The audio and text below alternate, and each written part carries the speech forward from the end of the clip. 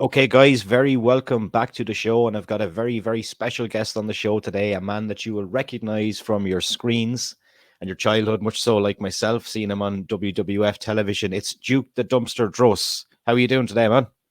Doing well. Thanks for having me on your show. I really appreciate it. I really appreciate you coming on and talking to me. You know, you've a very memorable character that people will remember, and we're going to talk about that in a little while. First, we're going to start out by what are you doing now? You were talking to me a bit off camera. You've got some stuff yourself, that some shows that you're working on. Do you want to tell the fans what you're doing? In the podcast world, I've got kind of a, I don't know if I'd call it a wrestling podcast, but I call it Trash Cam Live, based on my character Duke the Dumpster from the 90s wrestling. But and we just get on there, we talk about anything. We talk about wrestling, we talk about UFC, we talk about anything that's going on in the news.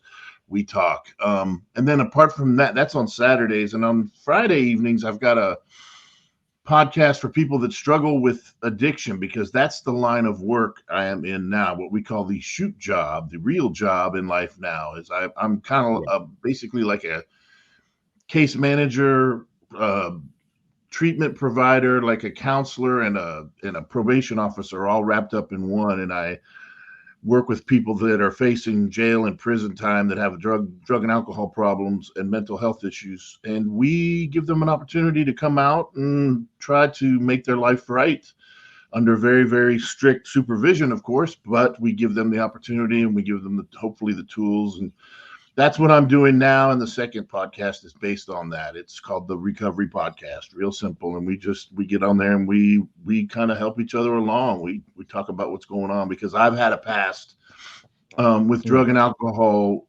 issues. So that's kind of how I got into that. Yeah, you've been pretty open with that in the past. I have seen you talk about it before. Did that kind of, if you want to talk about it, that part of your life, did that stem from being in the wrestling business, being on the road, kind of living that rock and roll kind of lifestyle? 100%. Yeah, 100%. Yeah. Back, and especially back in those days in the 90s, it was still under that WWF schedule of, you would go 3 or 4 weeks straight wrestling every single night, and then maybe go home for 2 or 3 days, to long enough to do your laundry and take a nap and go back and get on another plane and do it again. And people talk about wrestling being fake, and yes, it's predetermined and it's entertainment, but you still can't fake hitting the ring and hitting the ground and hitting the things, or getting hit with chairs, or all these things that take a toll on the human body, and people don't realize. And that's how a lot of guys get wrapped up and to start doing drugs, to give them some relief on the nightly basis of the beating. I always compare pro wrestling to getting in a mild to moderate car accident every single day of the week, because that's what it's like. And you feel like you've been in a car accident every single day of the week when you're on the road, and it wears you down.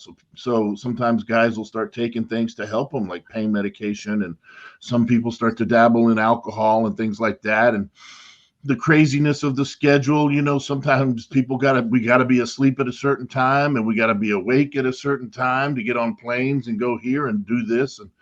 And oftentimes the ones that decide to try and use a little bit of extra chemical assistance run into problems. And that's exactly where it started for me, was the world of professional wrestling. And it was for those reasons in the beginning, and then it just became a huge problem later on. So, but luckily I found my way out of it, and now I have the opportunity to kind of hopefully show some others how to get out of that lifestyle. Yeah, and it's great because we've seen so many guys over the years die so young in that business, from various things you just touched on as well. Yeah, it's sad, man. I know a lot of guys that have died, from directly from drug issues, drug overdoses, but also indirectly, the stuff that goes along with it, which is, depression and mental health issues. And guys have committed suicide and gone out other ways. And it's sad. It's always sad to hear of another wrestler dying at a young age. I've kind of been looking over the last, I don't know how many years, at average age of wrestlers that have passed away. And I think right now it looks to me like basically The average lifespan of a wrestler these days is maybe 60 to 63 years old, if they're lucky. If they're lucky. That's if they weren't crazy or partiers or drug addicted. And if they had other issues, then sometimes it's 40 or 50s or, could be even younger. But that's the reality. At least that's what a lot of what the wrestling business was. It's changed a lot now, and I have to hand the promoters that much. The McMahon family, when they started the wellness program, and they were willing to send anybody that ever worked for them to a rehab if necessary, that was a great thing. So people are making the right moves, and they're to make sure that their athletes are healthier physically and mentally, and that's important, and it's good to see that. But a lot of us, we were out there just trudging along when it was a lot more difficult and a lot more work. But it's funny. I did a convention a couple of years ago. I did a what is it? The WrestleCon they have when they have WrestleMania. Yeah. This was when it was in New York. It might have been 3 or 4 years ago. But sitting right next to me at a table was Rikishi, and I've been friends with Rikishi for years, but I hadn't seen him in person in years. And I walked up, and the first thing he said is, "We made it. We survived." And I looked at him kind of funny, like, "Why is he saying that?" And then I thought about it, and he goes, and I thought about it, and I go, "Damn, he's right." Because a lot of the guys we were with did not make it in those years, from those years. You look at some of those old cards. I was in the locker room once a few years back with Kevin Nash and Scott Hall. It was an independent show in New York, and we were just kind of sitting there talking, and somebody had an old Madison Square Garden wrestling card from the 90s. And it was from when all of us were there. It was like we were on the card. It was like we were the only 3 that were still alive on that card. It was something. It was insane. There was like 10 people off of this wrestling card that had passed away at a relatively early age. So, yeah, it's definitely, it was a problem in the past. As I said, I think it's getting better now, though, and I hope they continue to improve and the guys get healthier. Because it can be a difficult lifestyle. Yeah, and of course, Amanda, I don't know if you knew Virgil. He was obviously the most high-profile one to pass away lately. Supposed to be an amazing kind of character. Never talked to the dude, but he seems like a good guy. Virgil's an interesting character, man. Virgil, he wasn't the most talented guy. He wasn't like this charismatic figure. He didn't cut great promos. He just...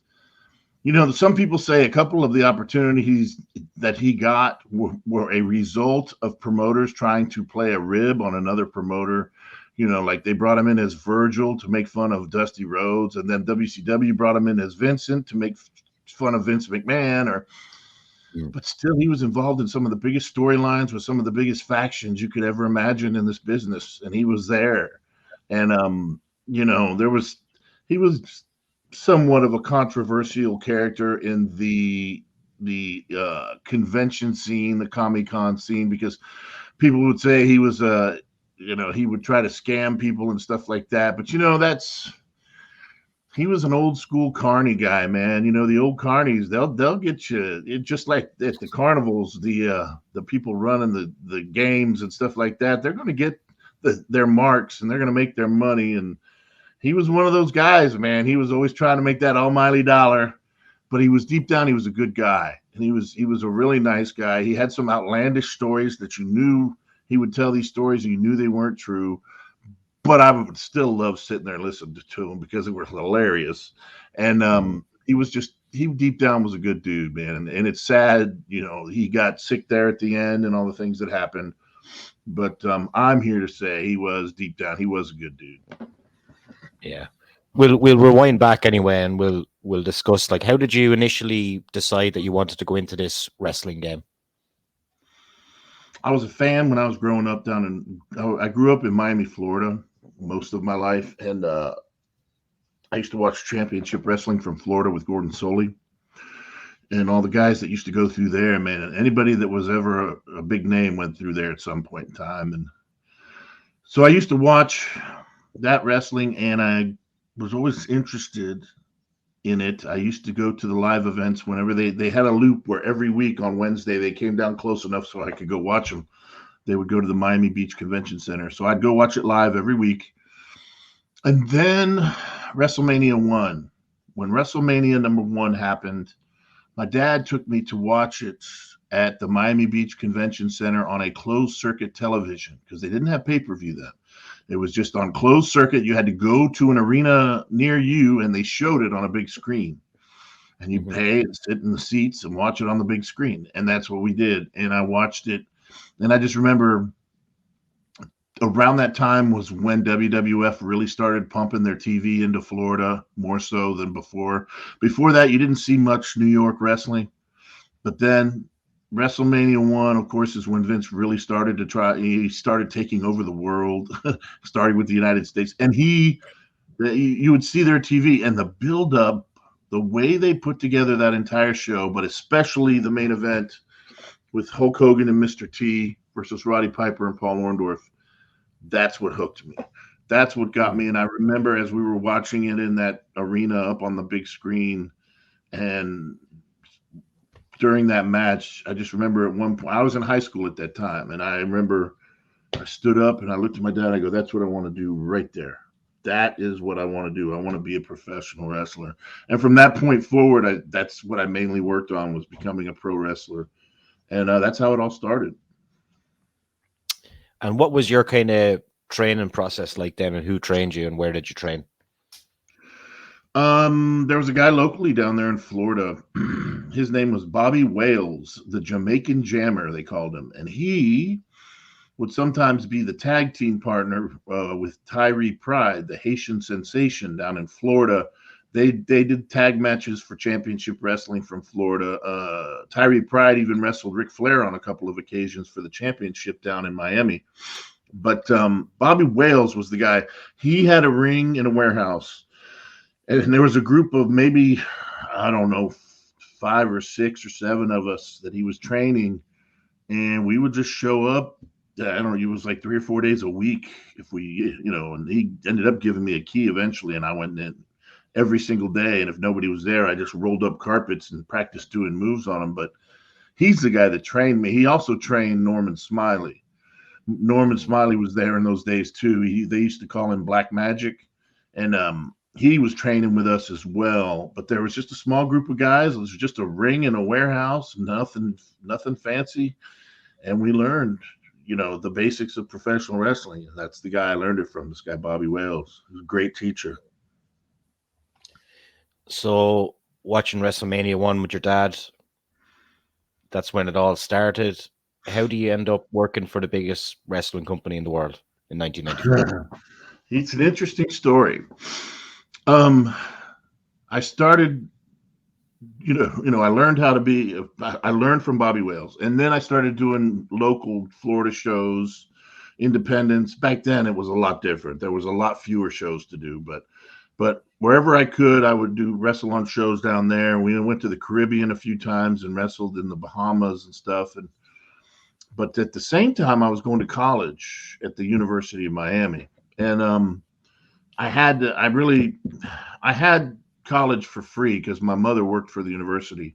So I had to take that opportunity before I decided to try and go wrestle. So I did that. Anyway, all of that, I got my bachelor's degree in criminal justice because that's what interested me. And I was making this big plan to just travel the country and go to different promotions. I had a promotional tape, a bunch of highlight reels and wrestling matches and promos on a tape that me and my brother put together. And I had a resume and pictures I had made. And at that time, I was wrestling as the garbage man Rocco Gibraltar, interestingly enough, because I knew that was the kind of character that like a Vince McMahon would probably want for the WWF. Well, what ended up happening is, interestingly, I finished school. I was getting ready to go, and I was getting ready to just get in my car and drive. And I read in the paper that they were having something called the NatP convention, which is a television executive convention where TV executives come and they buy and sell shows to networks and things. And they were doing it at the Miami Beach Convention Center, the same place. And this was during the time where Vince was in the middle of the steroid scandal, and he went to federal court and all that stuff, and he was acquitted of all the charges. Well, they were interviewing this guy in the paper. They were interviewing Hulk Hogan, of all people. He was there. But Hulk Hogan had just jumped to WCW. He was still a babyface, but he had just gone to WCW, and they were talking to him. They were talking to him about the steroid scandal. And then the last thing they said in this article was Vince McMahon, who was also in attendance at the convention, had no comment. And I realized at that moment, Vince McMahon was locally in my town. He was in my hometown, and I had to do something. So I within the next probably 10 or 12 hours, I concocted a scheme. I knew somebody that was a TV executive for a local PBS station, Channel 2 in Miami, and he had the credentials you needed to get into this convention. He let me borrow his credentials. I wore a suit. I put his name tag around my neck, and I walked right in the damn front door. And I walked right up to Vince McMahon at the WWF booth. And I shook his hand. And I told him I wanted to wrestle for him. I gave him a promotional package with the tape and everything. And he was pretty impressed that I had the balls to do that, because at that point, nobody had ever done that before. And he had J.J. Dillon, who was talent relations at that time, call me about a week later, and they brought me up for a tryout. So I didn't have to drive all over the country. That is quality. What did he say to you? What did he say when you handed him that tape? When I walked up, it was like he looked at me, he looked at the credentials, and he smiled. And as I walked up and I reached out my hand and shook his hand, I said, "My name's Mike Droese. I live here locally in Miami, Florida, and I've been wrestling for about 9 years, and I would like to work for you in the World Wrestling Federation." He goes, "Aha." He goes, "So you've been wrestling for 9 years? You mean you've been a professional wrestler?" I said, "Yes, I've been wrestling part-time while I've been going to college and finishing school at the University of Miami." And he goes, "So you just graduated from college?" And I said, "Yes." And he goes, "Well, then why do you want to do this?" And I said, "Mr. McMahon, in life, you have what I call the normal run-of-the-mill route where you go to college and you get a career and you work 9 to 5, and then you have your dreams in life. And professional wrestling is my dream. So I'm going to chase my dream. Now that I've got a college degree, I'm going to give my dream of professional wrestling a chance and see if I can do it. And that's why I'd like to work for you." And he was just like, "Okay, well, thank you very much." I said, "At your earliest convenience, if you could take a look at this, I would greatly appreciate it." He said, "I absolutely will." And then I got the hell out of there. And the funny thing was, I wasn't even panicked building up to it and going in the front door and stuff. I was on a mission. But as soon as I walked back out of there and got into my car to go home, I started shaking and sweating. And I was like, just thinking about it. I couldn't believe what I just done. But, that was the only way, man, because I didn't have a friend or a brother or an uncle that worked there. I had to figure out a way, and that was my way. This was the way that I figured out. It worked. You said a week later, then you got the phone call. You go up there. What was it like actually stepping into that kind of dressing room? A, particularly because I know it was obviously you may or may not have been nervous. I'd assume you probably were nervous. And then B, as you referred to earlier, it was just after the steroid trial. What was the kind of atmosphere like there? It was interesting. It was a lot of those guys were guys that I actually came up in the business watching on TV. And I mean, hell, I even wrestled Scott Hall back when I was 18 years old, back in the Florida Championship Wrestling from Florida. I actually went up and did a TV job one day wearing a hood. And I kind of reminded him of that. And he actually still had the tape when he went home and he watched it. But a lot of those guys, they were the people that I idolized. So it was it was like this exercise in acting like I belonged there, but also keeping my excitement at bay because I was like, I can't believe I'm freaking in this locker room with these dudes. But it was a great feeling and it was fun. However, it was also there was difficult times because, like you said, the steroid scandal and the money was down. The fans were not coming out to see us as much, and it was harder to make money. And that started to set in pretty quickly after I started working full time. I realized, wow, just because you get hired by the biggest company in the world doesn't mean you're automatically a rich superstar. You got to still work your way up this ladder. And Yeah. so that's what I started working on. And, but that's kind of what my first impression it was walking in. Yeah, I talked to a guy who done photography there for over 20 years, and he said that was the only time that, he really feared for the business. He said he actually had to pay some of his photography staff at times because there wasn't enough money to pay those guys. He did get the money back then from WWE, WWF at the time, but things were very tight there and from a money standpoint. Yeah, it was difficult. It was definitely trying times. Yeah. One guy that you wrestled early on the WWF, a guy that, he's a fantastic wrestler, and I'd like to see him get some kind of recognition for everything he's done to the business, would be Barry Horowitz. What's your opinion on Barry and his wrestling ability?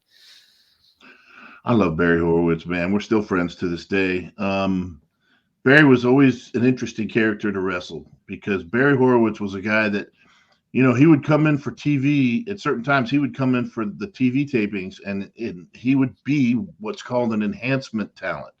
He's Yeah. there to make, their stars look good. But sometimes guys like Barry Horowitz and the Brooklyn Brawler, they didn't get the memo on that. They went out and tried to get themselves over at the expense. Yeah. And if you were inexperienced, even though you were supposed to be a superstar, if you didn't watch your ass, they would take over and, put themselves over during a lot of the match to make themselves look good, and you'd end up looking silly. So you had to really pay attention and not let them take over like the whole match. And I saw them eat guys alive in the ring. But I was always kind of ready for it. So, and I had great matches with Barry. He always was a great wrestler, a great technical wrestler, and always willing to try anything. And again, he's still a friend of mine to this day, and he's a great dude. Any memories? I know you wrestled him in '94 when you got in there of Owen Hart. I've heard nothing but really nice stories about that man. Yeah, they're all really nice stories, and they're all really true. And he was a good dude. He was a pain in the ass with his ribs, but it was hilarious. It was funny ribs. It wasn't mean, spiteful ribs like that hurt people. It was always funny stuff. I always make the comment that Owen was one of the few guys I could count on one hand that was loyal to his wife and kids, because a lot of wrestlers aren't, or weren't back in those days. But Owen was. He was a family man. He loved his family. He loved his wife and kids. And that was a very tragic thing that happened, and the way it happened. I remember I had already gone home and left the WWF right before that happened. Well, and right before, it was actually a couple of years before, but I was still watching the pay-per-views, and I just remember sitting there watching it in disbelief at what was going on. But yeah, Owen was something else. I remember my first week there, he ribbed me with the old hotel telephone. He called me at like 2 a.m. in my hotel room saying he was Domino's Pizza trying to deliver me a pizza, and he didn't know where the hell I was, and I gave him the wrong room number. And I sat there and argued with him until I realized, oh, this is. I thought about it, and I go, this is Owen Hart.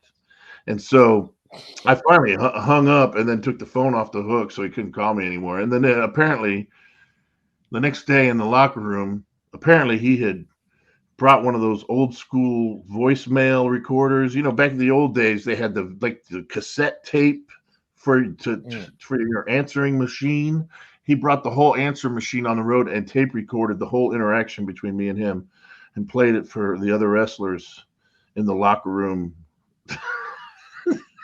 And I just remember thinking, oh, these sons of bitches, man. These people are cutthroat, man. I got to watch my ass around these people. But Yeah, he was always Ahmed Johnson told me a good story that Owen had pranked him pretending to be from the Jay Leno show, and to get a suit, you're coming on the Jay Leno show, and Ahmed was waiting outside in his suit for this limo to arrive that never did. That's hilarious. Yeah, that's Owen Hart right there. Perfect example. Yeah, Owen always had great jokes. So when was the next time you bumped into Vince, and did he ever mention how you guys had met and you giving him the tape? Did you ever have any interactions with him over the years after that? Oh yeah, all the time. I always felt like I could go and talk to Vince about any issues I was having or any concerns or things like that. So I talked to him quite often back in those days. But yeah, Vince, when I was there for the tryout, he came up and he thanked me for coming, and at the end of it, he said all the guys really liked me, seemed to like me, and everything looks good, and that they would be in touch with me very soon. And then after that, it was great for a while, and then then I just think that the Garbage Man, they didn't see any other potential in storylines with Duke the Dumpster, so it kind of cooled off. And when I started to become concerned about that, it was our relationship kind of changed, and then by that point I was taking drugs on the road to kind of get by, and so I was a little more erratic in my talk, in the way I was acting, and I would be more, I wasn't like hostile towards him, but I was more angry in our conversations about the fact that they weren't doing anything with me, and our relationship changed, and then he didn't talk to me as much after that. It kind of changed. But there was a lot of things I didn't know. Like I told you, I thought walking through the front door you were going to be a rich superstar, and that wasn't the case.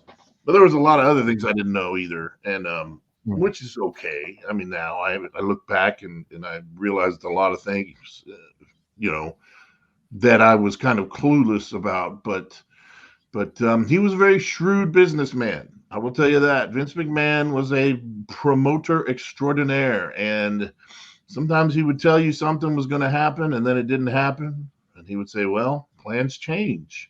I remember King Kong Bundy coming back in 95, 96, or whatever it was, 94 even. And he came in with a lot of fanfare, but it just wasn't the same Bundy, as WrestleMania 2.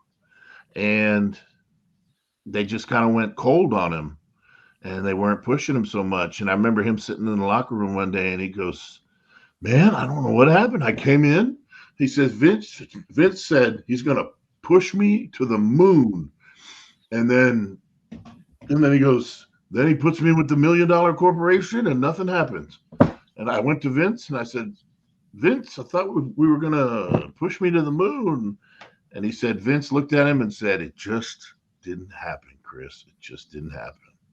And that's kind of how plans would change, man. And if you didn't know how to handle that type of situation, you could take it personally and get very angry. And those are the people that didn't last long. Yeah. Those were the guys that didn't last long because they took shit personally and they got pissed off and they took their ball and went home. But unlike Steve Austin, nobody noticed when I did it.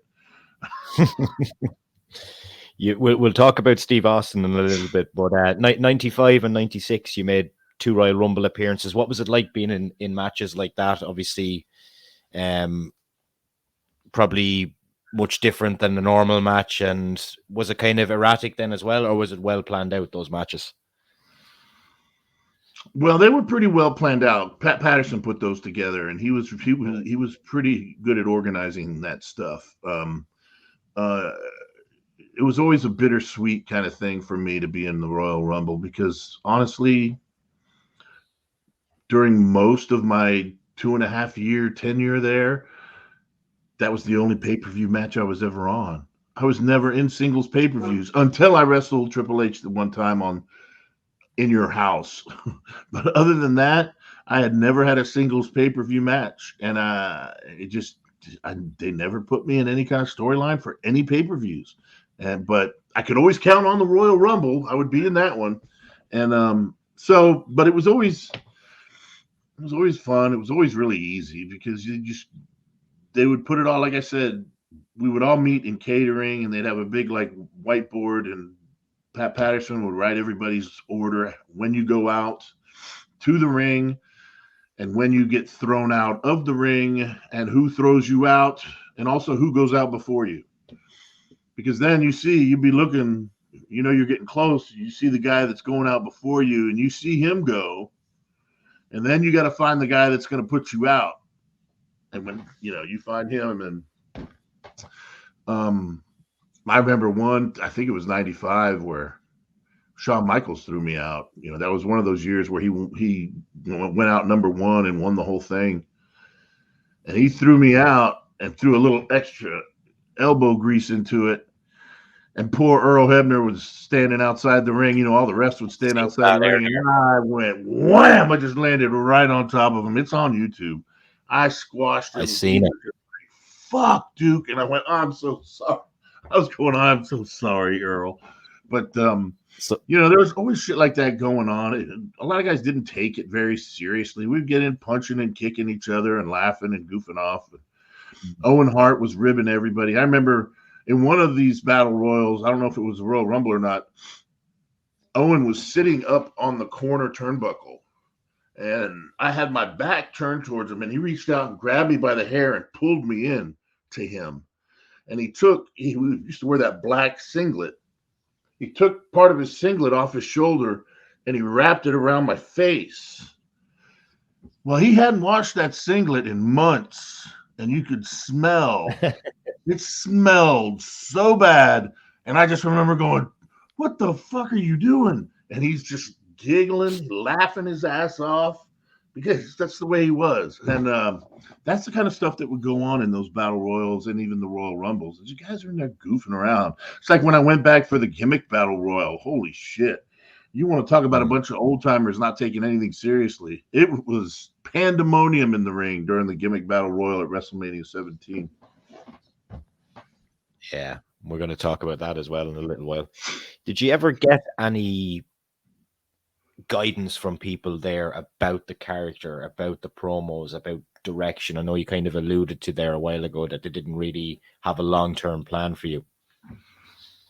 Yeah, I mean, you were always getting input from people, but the thing about it is sometimes the input wasn't coming from a good place. Sometimes people like Chief Jay Strongbow never gave me a good piece of advice ever when I was there. He was a mean old son of a bitch, and if he didn't like you, you were fucked as far as he was concerned. He wasn't going to do anything to help you.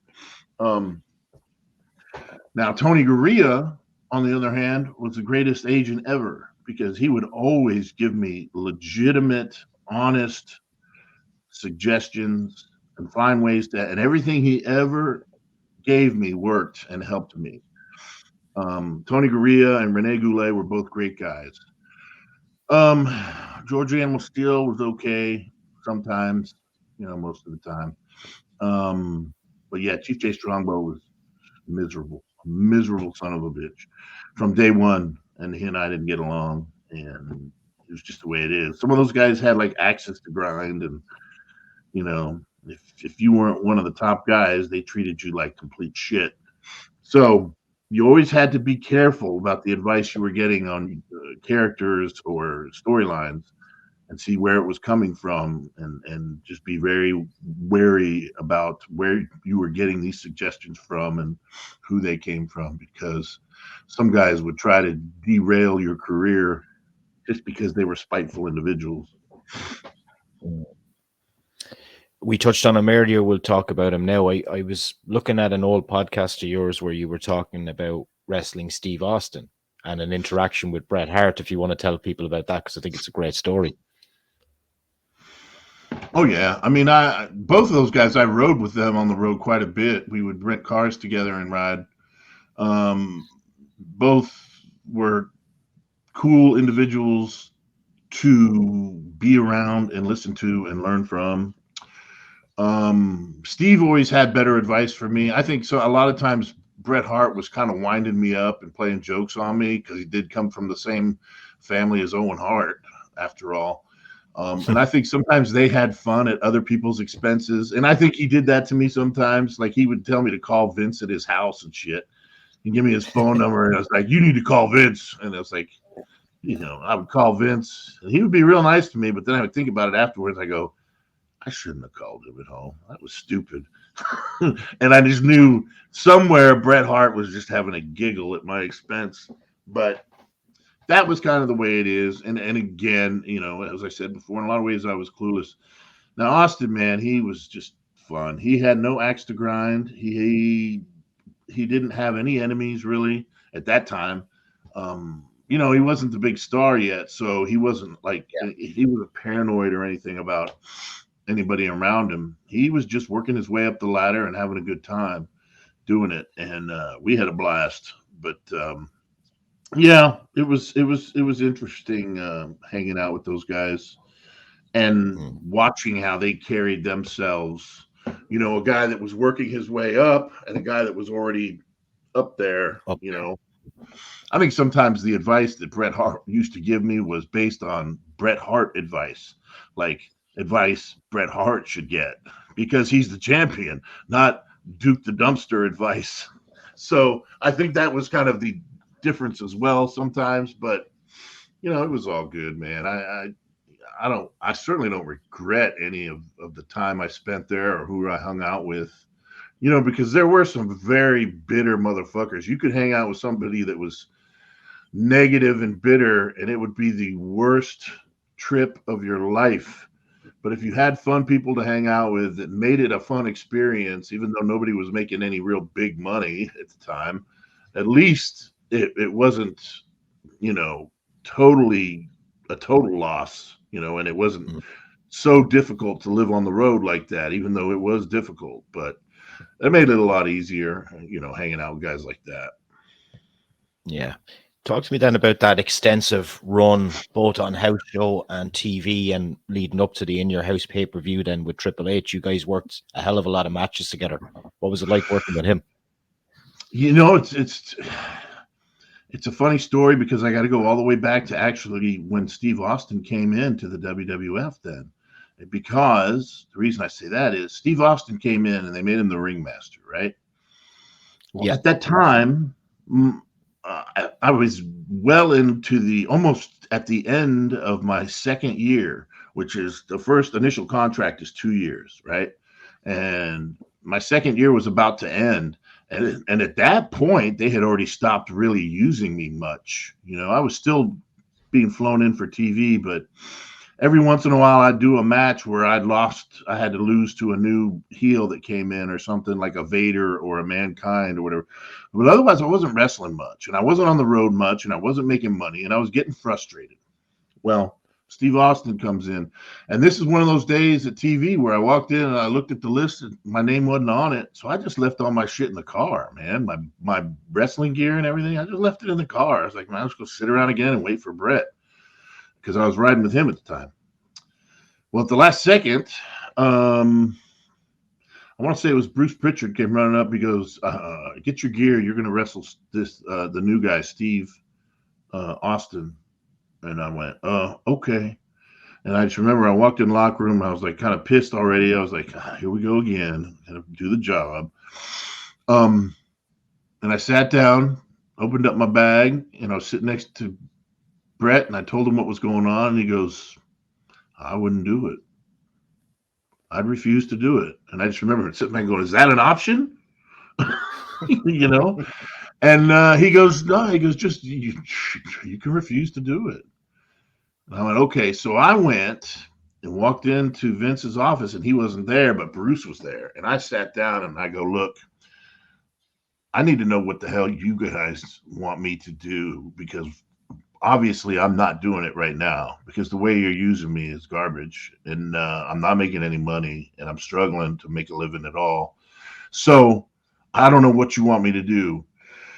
But here I am once again losing to the newest heel and there's no purpose.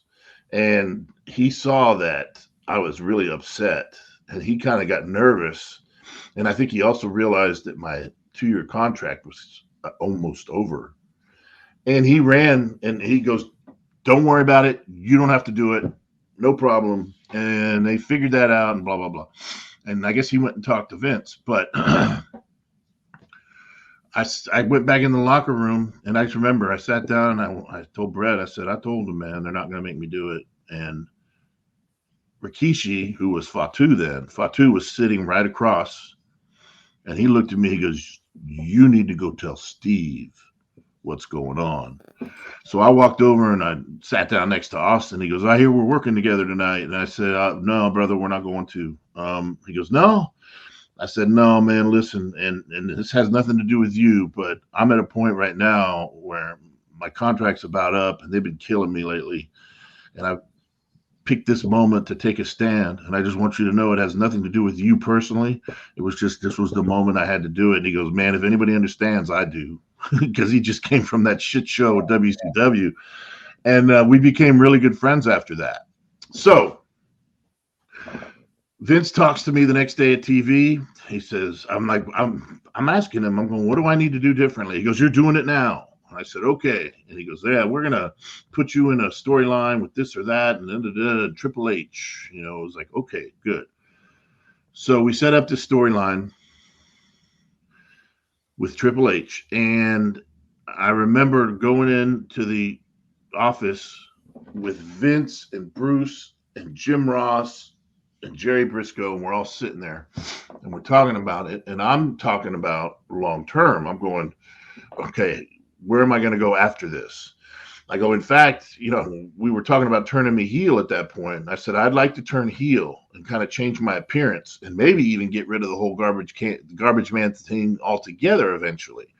But I want to change my appearance, maybe cut my hair. Now, as soon as I said cut my hair, Jim Ross chimed in. He goes, well, if you want to cut your hair, we can make it part of the angle and let Triple H cut your hair off as part of this. And I remember sitting back in that room and looking at all these guys sitting around and the way they were looking at me. And I went, look, I know I'm not going to beat him. I know I'm not going to cut his hair. So I'll do this as long as I have some way of getting revenge afterwards. And Vince McMahon said, absolutely. Yes. Blah, blah, blah. We're going to do it. So we go out, we do it. We do the whole deal. We set it up. We do the free-for-all match where I beat him by disqualification, mind you. I beat him by disqualification. I could never pin anybody. And then he got mad. Still a W. Yeah. Still a W. Yes. And then he came back the next week at TV and jumped me from behind and cut my hair off. Then we're off to the races. And then we got closer time for the pay-per-view and everything. So in this time, I re-signed the 1-year rollover, right? And it seemed like as soon as the ink wasn't even dry on the extension, and they were like, all right, you're just going to get killed in this match too. You're going to lose and whatever, And I remember we had these conversations. I used to sit there and it was like, in the free-for-all match, he hit me with brass knuckles and got disqualified, right? You remember that?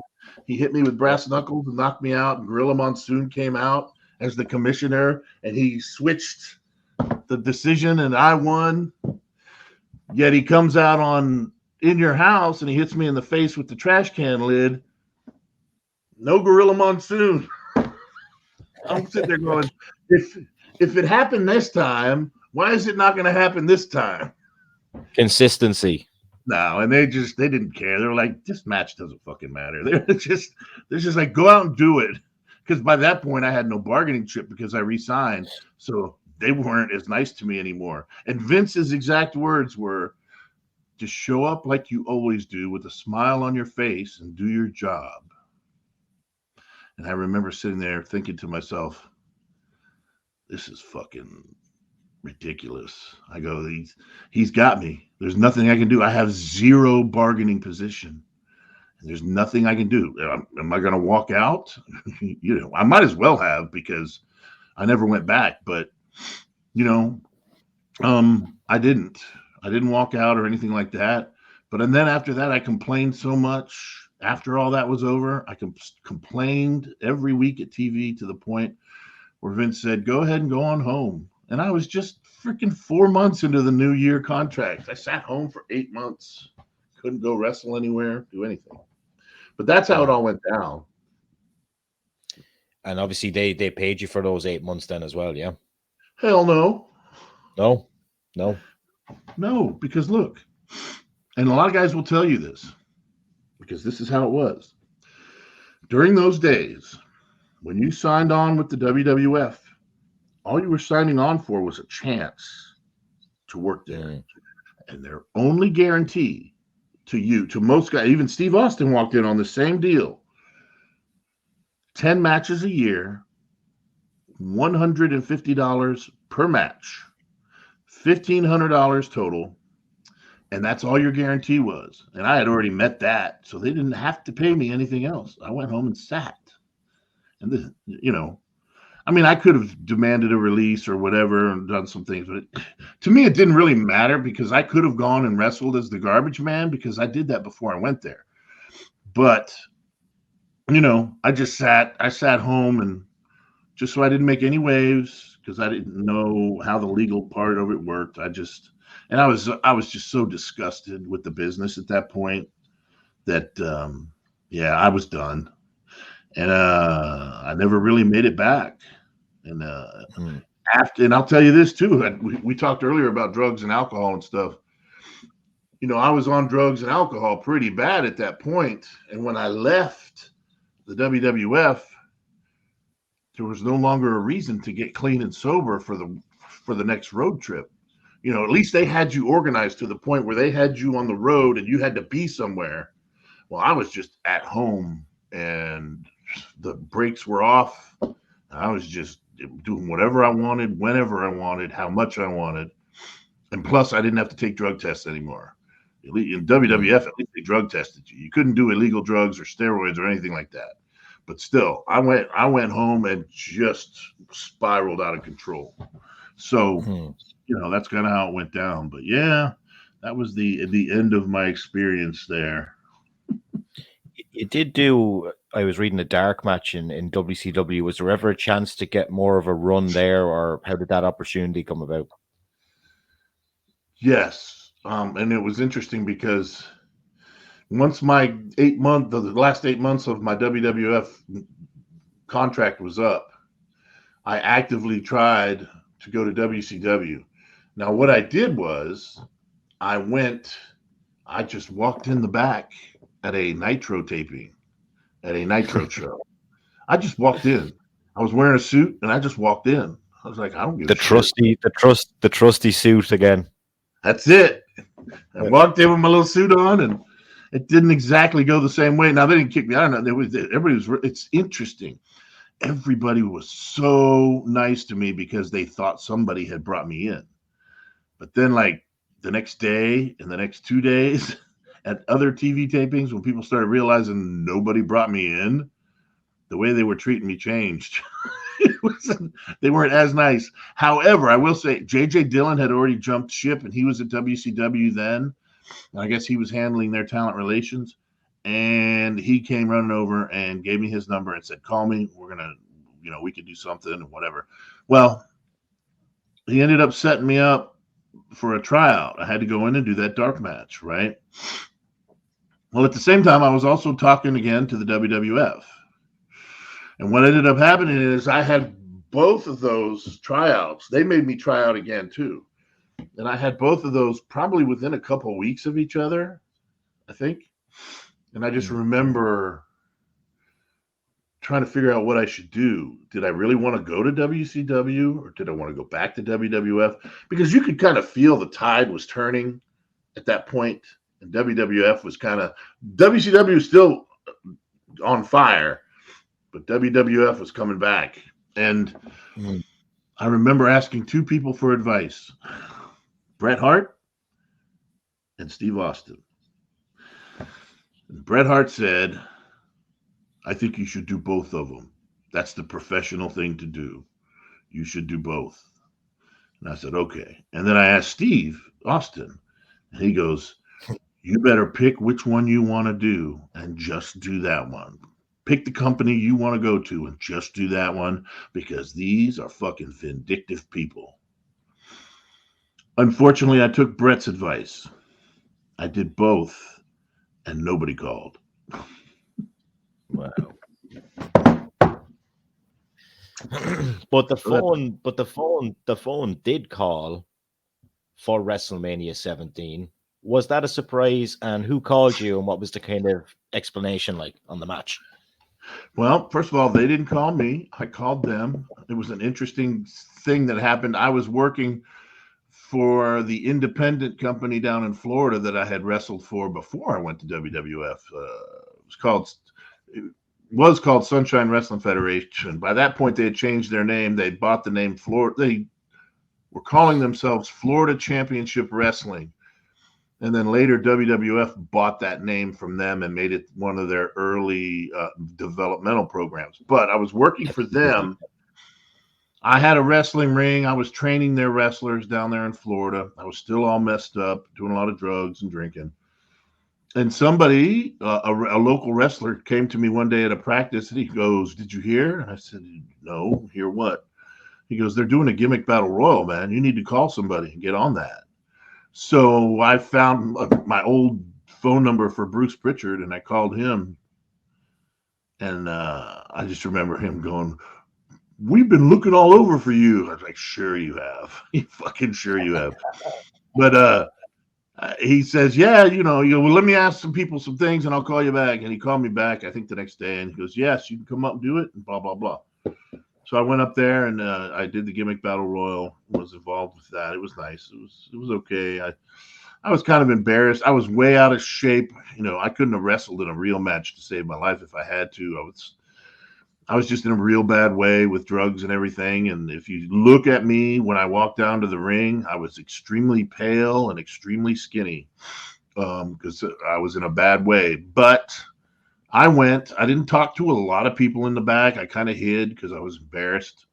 But overall, though, it was a good experience. It was a nice little payday. I talked to a few people and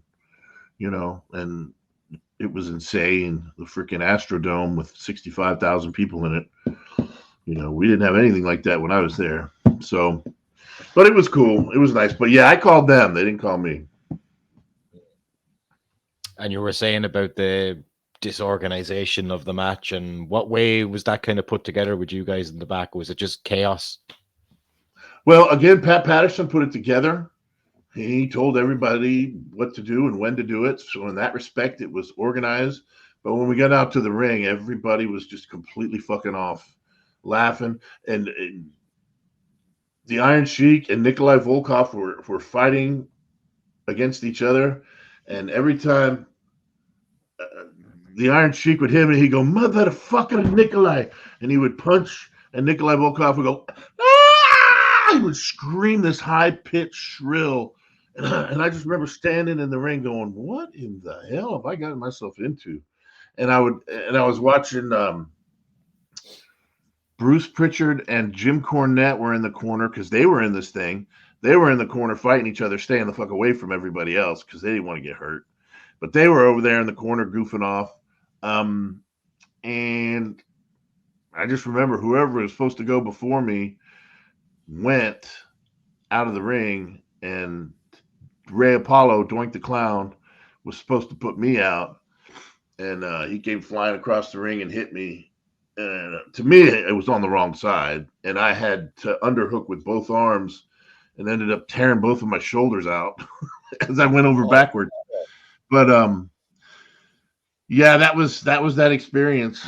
It was pretty crazy. It was everybody was goofing off in there. It was organized well enough, but they had to let Sheik win because he couldn't go over the top rope because his knees were so bad. So he had to win, and then Sergeant Slaughter had to come running in and beat him up and shoo him out of the ring and get the glory at the end. But that's they didn't put much thought into it. They didn't care. I mean, think about it. We followed the freaking TLC match. I remember I was sitting back there going, "Oh, I hope they don't expect much from this battle royal," because these guys are flying off of 50-foot ladders and shit. But Yeah, it was fun though, man. WrestleMania was fun. It's a lot of people's favorite WrestleMania because there was so much diversity. I think wasn't there a big hardcore match with fucking forklifts and stuff like that early in the night as well. I think Kane was involved, Crash Holly perhaps. Just trying to remember now. And of course, the night ended then with Austin and Rock. That was. I'll tell you what stood out to me was TLC, Austin and Rock, obviously, and except I didn't like them turning Austin heel at the end. That was the only thing I didn't like.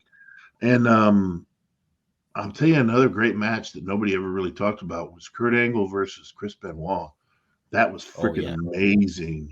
I watched that live. I stood there and watched it. I was like, man, these guys are freaking going, man.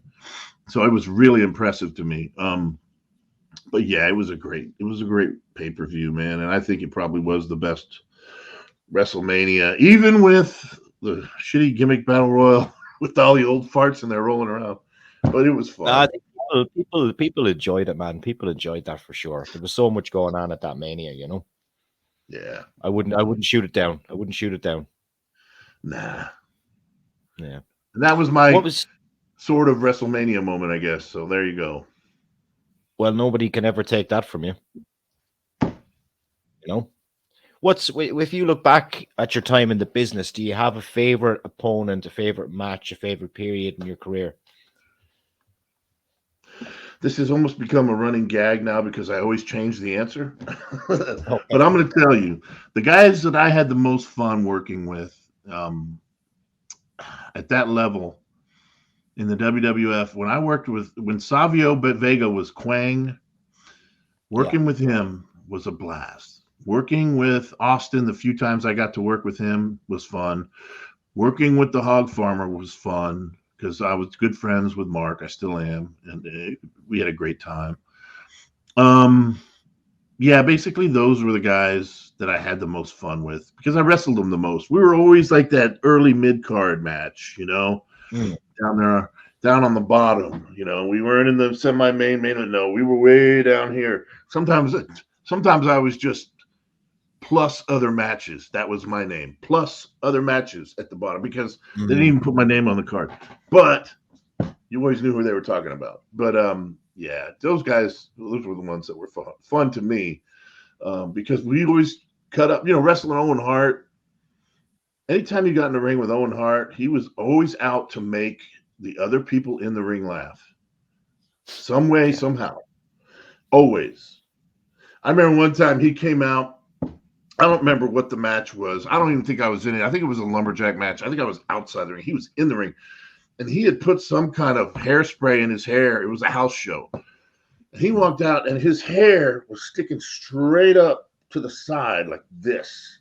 And he came out, and he did some, I don't remember what he did. It's like he held a comb to his face and made like a Hitler mustache, you know. And this is the 90s. It's not now. But he was just doing that just to make the ref laugh or just to make us laugh. You know, the crowd didn't even know what the hell was going on. They weren't even paying attention. But Owen would do it to make us laugh. So he was always fun to work with. But yeah, those were the cool dudes, man. Definitely Savio too. I'm still good friends with all those guys. So yeah, and Savio was only back there, but last year, wasn't it, in Puerto Rico? Yeah. Oh wow, that was a great show. So yeah, good for him. On the flip side of it, then, did you ever see guys that were just erratic and would fly off the handle and weren't easy to deal with? Do you ever have any experiences like that? You know, I mean, there's always guys that, I mean, maybe some guys could say that of me at one point when I kind of started losing it. But sometimes, I'll tell you, when I first came in, it was interesting. And I'm friends with both of these guys to this day. And I tell them this all the time because eventually they did change. But when I first came in, one of the first guys I rode with was Adam Baum and Bob Holly together. And at that point, they weren't being used very well. And they were very bitter. And it was interesting because I was just coming in, so I still had a lot of fanfare, and I was winning matches. And I was just remember sitting back going, how could you be pissed off about working here? I used to think, like, how are these guys so pissed off? Well, lo and behold, about a year later, I knew exactly how. But they weren't happy. They were great to work with in the ring. Don't get me wrong. Matter of fact, me and Bob Holly tagged some against Owen and the British Bulldog, and those were fun matches. But in the beginning, those guys were kind of bitter and pissed off. Lex Luger, he would complain sometimes. He would. I remember he was kind of misunderstood, actually. Lex was and is a really nice guy. I just remember when I got there was right around WrestleMania 10, and he was the main event, right? WrestleMania 10, part of the main event. Well, the next year he was opening match in a tag match on WrestleMania 11. And I just remember sitting in the locker room, listening to him complain, going, how does that work? You go from main event one year to opening match in a tag the next year? How does that happen? And that's where that's where I remember the term click coming from. We were talking about that, and I used to call it Clickamania, not WrestleMania, but Clickamania. I said, now, if you ain't in the click, you ain't getting in those top 3 or 4 matches, brother. That's just the way it works. You got to be in the click. And he used to laugh. But that was another thing. I'd just say whatever was on my mind. I wasn't the most politically adept individual. I would say whatever the fuck I was thinking. And sometimes that got me in trouble, but I didn't give a shit. But yeah. Those were the guys that seemed to have issues at times. You know, Lex would be pissed off. Adam Bomb, he ended up leaving shortly thereafter. And then Bob Holly, he almost left at one point and then came back. Yeah, he was doing the spark plug, wasn't he, at the time? Yeah, he hated that. God, he hated that. Yeah. He's meant to be a real tough dude, though, is he? Everyone says he's a real hard hitter. Yeah. He's just a tough dude in terms of the wear and tear he can take. He took over the years in the ring. He's a tough dude, you know. But yeah, it's a real tough dude. And to be called Thurman Sparky Plug was just like fucking. He was so bitter. I remember a little kid would come up, "What's your name?" And he'd be like, "Thurman Sparky Plug," and they're like, "Ew." He would get, the veins would come out of his neck. Yeah. That's when they changed it to Bob Holly, Bob Sparkplug Holly. They changed his name, and he was still a race car driver. And then eventually, like well after I left, they made him Hardcore Holly, which was the greatest thing they ever did. So, yeah, he was a tough dude. In terms of you now, we're wrapping up the interview shortly. What's the condition of your body like? Because I talk to people that obviously put their bodies, their lives on the line, really going in there. How has it affected you long term down the road? Like most wrestlers, I'm a wreck.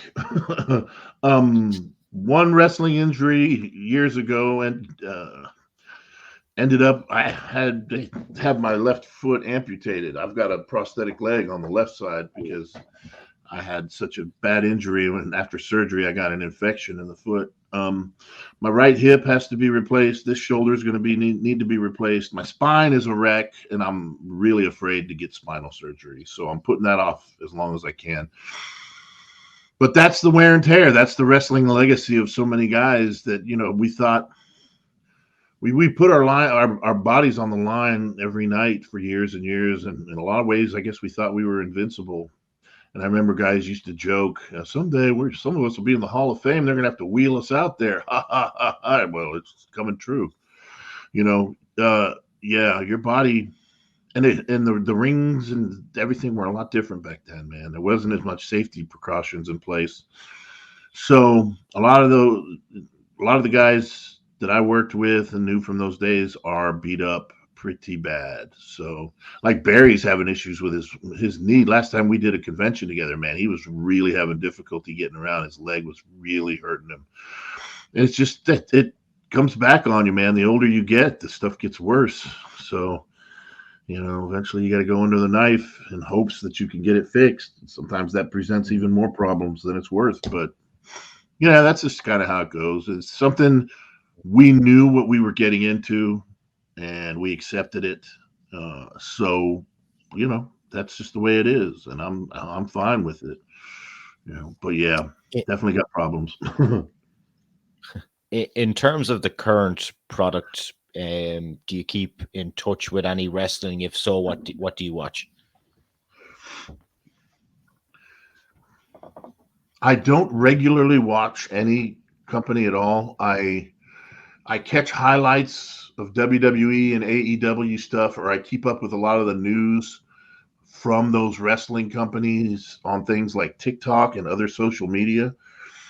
I do have the Peacock network, so sometimes I'll still catch whatever WWE has on there, whatever show or pay-per-view they're putting on. Sometimes I'll catch a little bit of that, but I really don't. I've always told people it's difficult to sit through wrestling now because they'll be like, do you still watch wrestling? And I'm like, no. And they're like, why? And I say, because it's the same exact storylines over and over and over. They just changed the names and the personalities. But it's, if you really look and you dig deep, a lot of these storylines have been done over and over and over. So it's like every once in a while they'll come up with something fresh, and I'll go, now that's good, that's interesting. I don't think I've seen It's one more. of those. It's more like it's a TV show now, isn't it? It's entertainment. It's not really. It's almost it's not what it like was. a movie production now, more so than even just a TV production.